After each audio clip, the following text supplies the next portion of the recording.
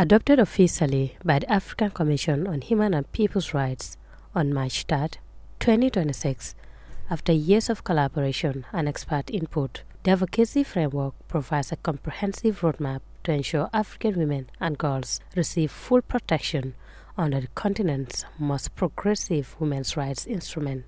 It offers tailored guidance for various stakeholders, with states given legal and political pathways to withdraw reservations. National human rights institutions receive strategies for monitoring and accountability.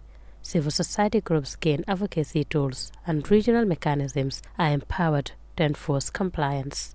The launch event featured regional experts, advocates, survivors, and women human rights defenders who shared insights and powerful testimonies. Commissioner General Matulai Salanjai, the special rapporteur on the rights of women in Africa, highlighted the event's significance in reinforcing commitments to women's rights. Unsafe abortion remains a leading cause of maternal mortality in our continent.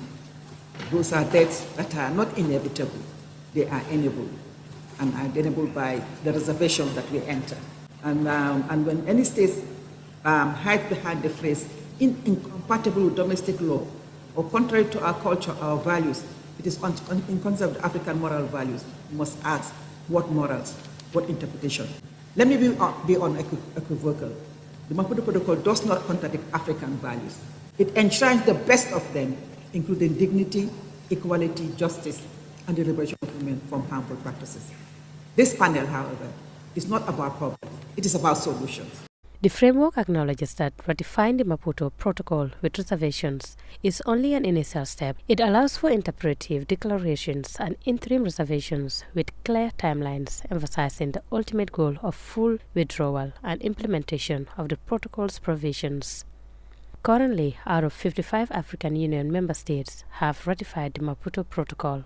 However, 9 countries maintain reservations on critical provisions concerning marriage, divorce, inheritance, affirmative action, and Article 14, which covers sexual and reproductive health rights, including access to medical abortion, under specific circumstances. While legally permissible, these reservations often act as barriers, denying women their fundamental rights.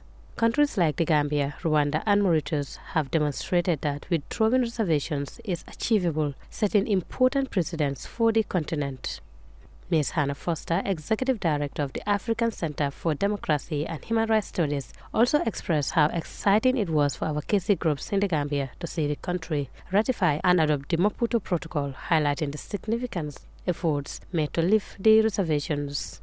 As a member of SOA, we thought we should engage.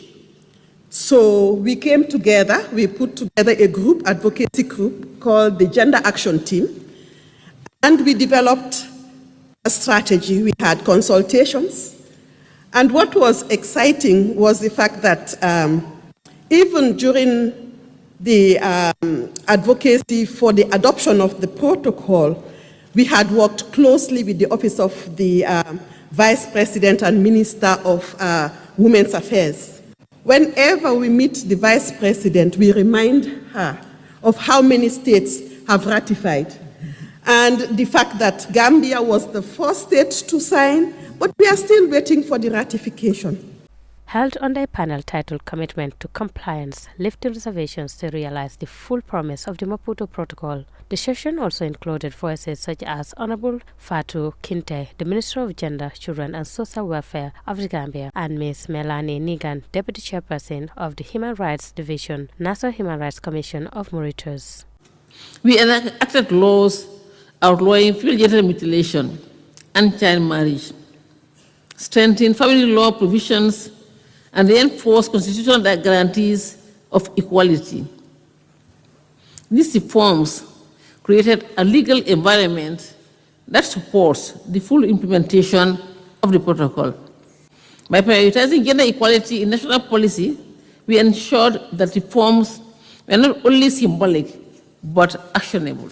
Following the enactment of the Children's Act of 2021, which established 18 years as the minimum age of marriage, Mauritius has formally withdrew this reservation on the 3rd of March. Since its adoption in 2003 and enforcement from 2005, the Maputo Protocol guarantees comprehensive rights for women, including protection from harmful practices such as female genital mutilation. Ms. Esther Wawiru, Associate Director at Equality Now, underscored the urgent need to protect the protocol and remove legal barriers. Because when we talk about reservations, they do not exist in a vacuum. They are not merely technical legal footnotes, but they do have a devastating human cost. Reservations constrict the scope of legal protections at a precise moment when hard-won rights are under siege by global rollbacks. In Africa, anti-gender actors pose a serious threat to women's rights, diversity, and the very fabric of our democracy.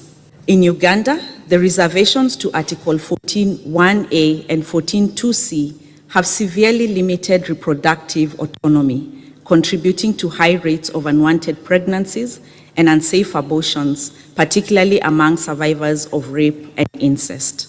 In Kenya, my own country, the reservation to Article 14.2c contradicts Kenya's own constitution and contributes to at least 2,600 maternal deaths annually from unsafe abortions.